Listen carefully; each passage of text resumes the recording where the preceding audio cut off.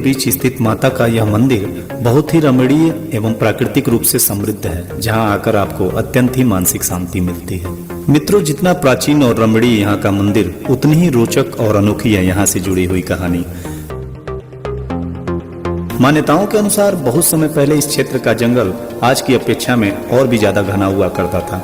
वर्तमान समय में मंदिर परिसर में बहता हुआ नाला उस समय भी विद्यमान था। उसी समय में एक दिन कहीं से एक बारात आकर नाले के पूरब दिशा में रुकी। नाले के किनारे पर ही एक वृद्ध महिला सफेद साड़ी और हाथ में छड़ी लिए हुए बैठी थी। बूढ़ी माता ने बारात के नाच मंडली से नाच गाना दिखाने का आग्रह किया, परंतु नाच मंडली ने बूढ़ी माता का मजाक उड़ाते हुए नाच दिखाने से मना कर दिया। कुछ समय बीता और बूढ़ी माँ ने नाच मंडली से पुनः एक बार नाच दिखाने का आग्रह किया, परंतु नाच मंडली ने दोबारा से उनकी हंसी उड़ाते हुए नाच दिखाने को लेकर इनकार कर दिया। इसी बीच नाच मंडली में शामिल एक जोकर ने माता की बात को मानते हुए बांसुरी बजाकर अकेले ही नाच दिखा दिया। माता उस जोकर से अति प्रसन्न हुई, क्योंकि उसने अकेले ही नाच दिखाकर माता की बात मान ली और उनका मान रख लिया था।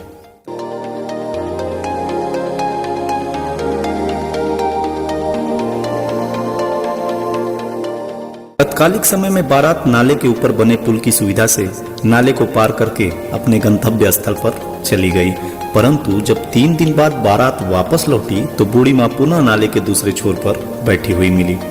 बारात में शामिल नाच मंडली ने एक बार फिर से बूढ़ी माँ का हंसी मजाक बनाते हुए उनका उपहास किया। अपने उपहास से आहत बूढ़ी माँ ने नाच मंडली में शामिल जोकर को अपने पास बुलाकर नाला न पार करने की हिदायत दी, जिसको जोकर ने मान लिया और बारात बिना जोकर के नाला पार करने लगी। परंतु जैसे ही पूरी बारात नाले के बने पुल पर चढ़ी, पुल टूट गया और पूरी की पूरी बारात उस नाले में समाहित हो गई। इस प्रकार से बूढ़ी माता की कृपा से बारात में शामिल केवल जोकर ही जीवित बच सका।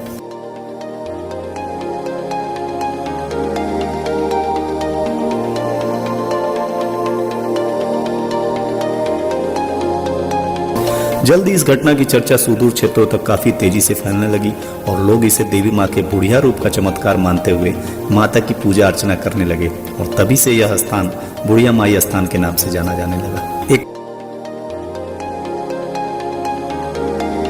कन्या कहानी माता के द्वारा मृत व्यक्ति को जीवित कर देने से संबंधित है। जनश्रुति की माने तो पास के ही बिजहरा गांव निवासी जोकू सोखा की मौत के बाद परिवार वालों ने उनका शव इसी नाले में बहा दिया था और शव बहते बहते इसी मंदिर के किनारे बने नाले के छोर से आकर रुक गया था और उसी समय बुढ़िया माई ने अपने आशीर्वाद से इस शव को वापस जिंदा कर दिया था।